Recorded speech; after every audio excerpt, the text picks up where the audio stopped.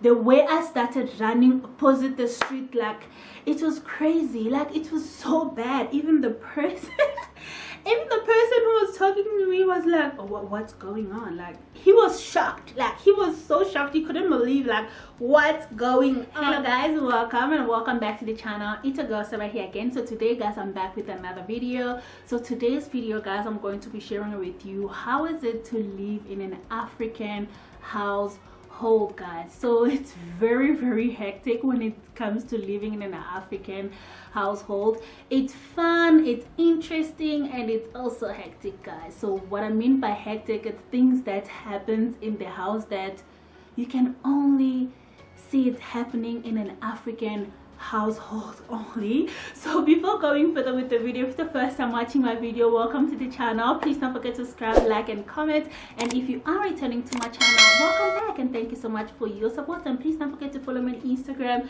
I'll be very honored to welcome you in my family.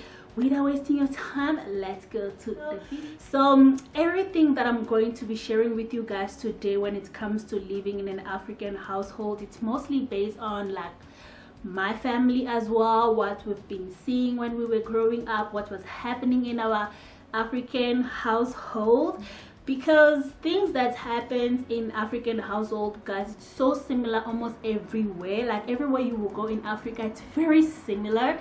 Most of the time when like I'm talking to my friends or my colleagues about things that we used to do or my parents used to do to us when we were kids at home, when I'm trying like to explain, my mom did this, my dad did that, my mom said this, my mom said that, a lot of people will tell me my parents used to do that as well, like exactly the same thing, like they used to do this to us, they used to do that to us. Even sometimes when I'm explaining to my partner, like back home when we were growing up, we're doing this, we were doing that, and he will tell me exactly the same thing, like we were also doing that when we were growing up. And then it just came to my mind that Africans, we all the same, like everything that happens in the corners of Africa happens everywhere. It may not happen like 100% exactly the same thing, but it's very close, like we are family, all of us guys. So yeah guys, the first thing that I can say, first of all, in my family guys, with my parents, we used to have a curfew. We used to have a curfew like around 6. If you're not at home, don't come back home, just stay where you are, because if you come back home after that, like know yourself that you are going to be beaten. Doesn't matter where you were, like it doesn't matter, they are going to beat you, because no one is allowed to come back home after that. And our dad used to come back home around like 5 something or 6 the latest. So we knew already that if I'm somewhere and it's very close to 6, I have to start running. It doesn't matter who I'm talking to, where I am, you have to run. Unless if you are like somewhere where the father sent you, he knows where you are, he's the one who sent you there, then you can relax. But if he didn't send you, it's your personal thing, make sure you come back home around before 6, before dad is home. Just make sure you come back home before dad. So what we usually used to do us as kids, you know already that if your dad is at home and one of you guys is not at home, you have to like start calling the person, text the person for them to get ready, because they are going to beat them.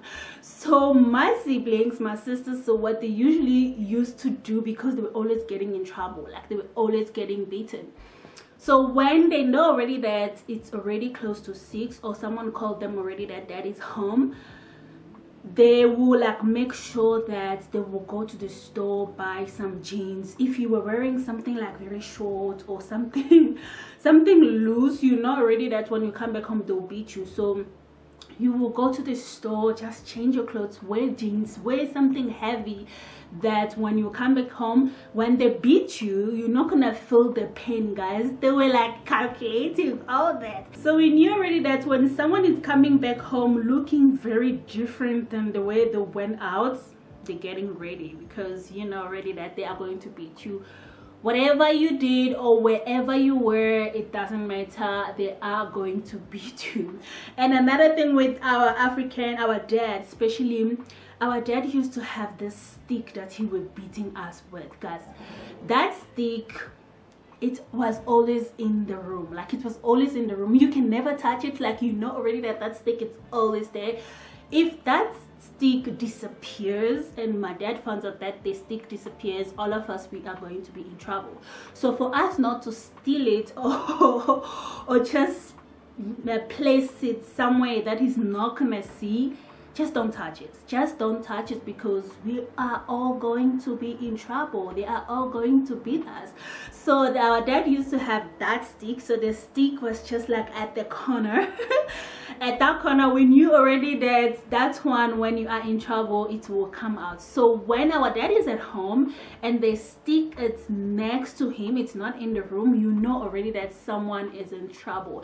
If that person is you will start already thinking, like, during the day, where did I go? What did I do wrong? Like, did I do something? And you start like overthinking just to make sure that, no, I'm okay, it's not me, it's someone else.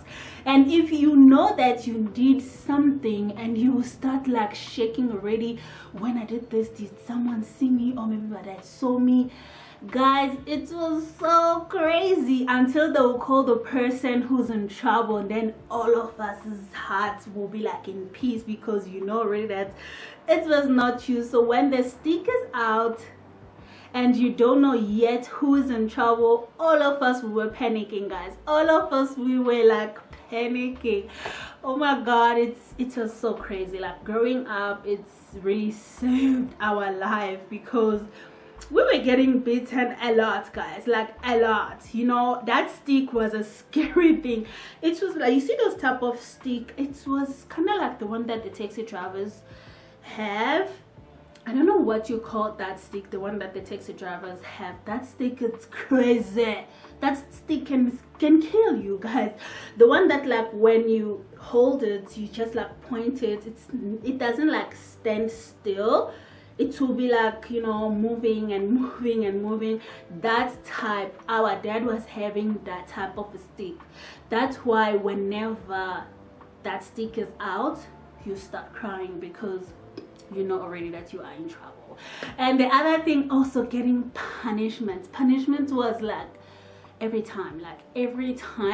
But our dad, they were not really like punishing us that much, because our dad was so good when it comes to beating. Beating was his #1 solution, because punishment, we were kind of like getting used to it. We knew already that if I do this, they're gonna punish me. And the punishment with our dad was mostly go sleep under the bed. Like, you see, the bed of these days and the bed of back on the days, I think it's a little bit different, because these days beds down, like, there's no space for someone like to go down there and sleep. But back on the days, the bed, like, you can go down and then sleep and then move around and all those type of things. So when you are in trouble and our dad is not in the mood to beat you up, they will send you to go sleep under the bed for the whole day. You will be down there for the whole day, guys, like the whole day. Like, it's not a joke. Like, you'll be down there, like, you will sleep for real. You will wake up, you don't know what to do anymore. And when you wake up, sometimes you forget that you are under punishment. You have to be there. You try to come out, and then your spirit will come back that, no, they'll beat me up. If I come out, you go back again, and just like that. And our dad was monitoring people. Like, if he sends you under, they don't think he forgot about you. He knows that you're down there. Like, you have to go down there. It was crazy, guys. It was crazy. But sometimes as siblings, they will just like bring you little things down there. If you need water, they will bring you water. If they are busy eating something out there, they will bring you and just like give you a beat down there. So it was crazy. And another punishment, oh, that one was crazy. Like, I better go down under the bed and doing that one. Our dad also was doing that a lot with the younger kids, which was us, because sending us to go sleep under the bed was like killing us. So as we were young back then, so the punishment that our dad was doing to us mostly was like, you kneel down and then you put your 2 hands up, then they will put like something on your hands, like hold it. Your hands must be like straight up. Hold it for like hours. Guys, do you ever done that punishment? It looks easy, but imagine your hands being up for like an hour, let's just say for an hour, you will cry. No one beats you, guys. You will start crying because your hands will start shaking, because you have maybe a chair that they'll put on top or stones or something like that, guys. Your hands up with a chair or stones or something. That was the worst punishment. That was the worst, guys. It was so bad. Your hands will start shaking, you will start crying, and that's when you will feel that this was crazy, like this was bad. And another punishment also we were doing, but my dad stopped doing that because it was so bad, it was not good for your health. The one that like you turn your head down, and you put your feet up like on the wall or something like that. That one also was so bad. Like you will cry until you can't cry. There are no tears anymore. But my dad stopped doing that to us because blood was like coming out of our nose and stuff like that, and it was not good for your health. But guys, we suffered. We really suffered, you know. And these days kids, when the parents want to punish them, they just send them, go to your room, go to your room. And when the kid goes to their room, like they have everything in the room, like they have toys, they have fridges, like they have everything in the room. And I'm like, go to your room? Like that's a mini house in there. Like they're going to live their life there. That's not a punishment. That's like sending them to just go have peace and joy and everything in the room. Like it's so crazy. But us, like real African household, guys, it was hectic. It was hectic. So now the next one, when it comes to dating, guys, in my family, okay, no parents was telling their kids go date, have a boyfriend club. I've never heard that. With my family, like, you are not allowed to date for what? Like, what are you looking for? Like, no. In my parents, it's like when you start dating, you come home pregnant. That's it. Like, that's it. You are not allowed to date. With my father, the only thing that he wants to see you doing is reading, study, like just bring home good results, good marks, and all those type of things. Then that's it. The rest, no, it's a no. My dad used to be very strict. Sometimes today when I look at him, he's so quiet, like he's not saying anything, he's just like down. And I'm like, is it the same person, or did God exchange or replaced or did something to this person? Because this is not the person I knew like some years back. The person that I knew some years back used to be a lion, My dad used to be the type of a person, like when we are at home and we hear the car coming, that it's him, we have to run. Like when we're watching TV and we hear the car, it's getting inside the house, like inside the gate, we have to switch off the TV, run in the room, go get your books, put it on the table in the lounge, and start studying, because the only thing that he wants to see you doing is studying. He doesn't even want to see you sitting watching TV. So when we hear the car, all of us can like be there, enjoy life, maybe watching something very interesting, like we are enjoying, we laughing. But when we just hear the car coming in, you will see how all of us will start running like a lion is here. Like, hey, all of us, like each and every person, this one will go to the kitchen, this one will go to the, I don't know where all of us will go, but you just going to disappear. All of us will run, we'll switch off the TV, go get the books, and the house will be so quiet because it's there. It was so crazy. It was so crazy living in an African household. Like, it's so scary and fun at the same time, because sometimes now we miss those small little things, you know, like not the beating dog. I don't miss that. But that family situation drama, we miss it. It's very interesting to have those type of things, like, you know. So yeah, I was saying, when it comes to dating, So when it comes to dating, they don't want you to date. Like, they don't want you to date at all. They just want you to like study non-stop. Like, you from school, come back, eat, maybe you're going to relax for like an hour or two. When you are awake, don't say you don't have anything to do when you have books to read, so you have to like study again. That's your life. That's your life. But when they see you dating, or when they hear you dating, your life will be over. That stick will come out for you, eh? That stick will come out for you. I remember one day I just started like, you know, talking and dating and stuff like that. Back home, I didn't really like date because I was like very young back then when I was back home. But you know, I started being like a woman. People started seeing me on the road as a woman. So there's this guy who was, every time when he sees me in our area walking, like he was just following me. Like, he was following me. I didn't know, man. I didn't know like dating stuff and all that.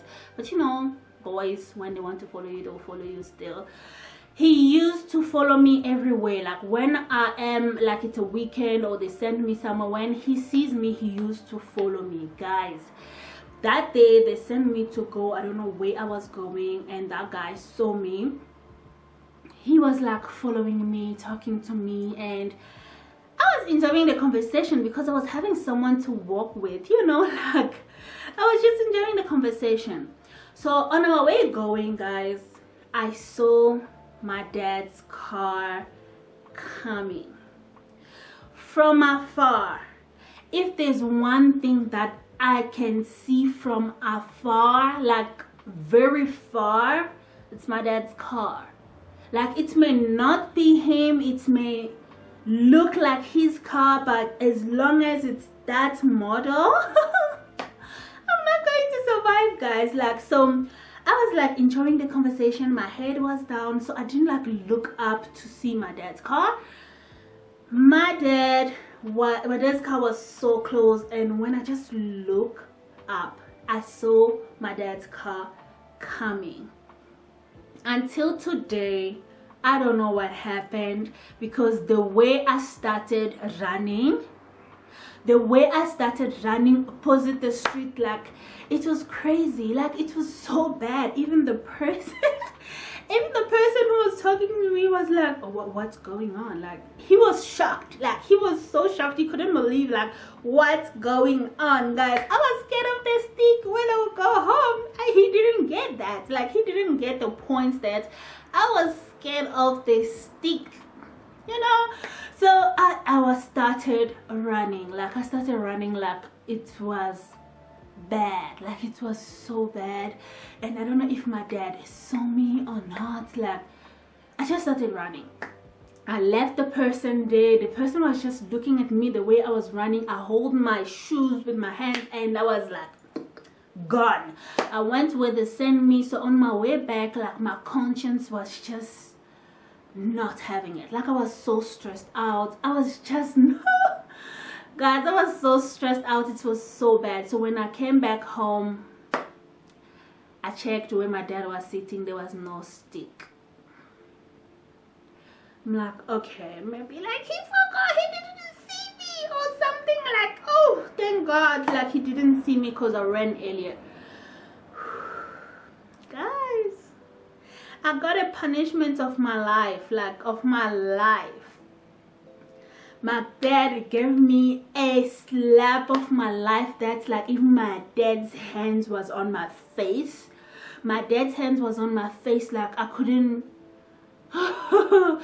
like, I was beaten and I was punished because, like, I was young, and my dad can see that this one starting dating when she's young like this. And I was not even dating the guy. Like, the guy was just like talking to me. You know how it works. It was just like talking to me, but I was beaten for that, you know.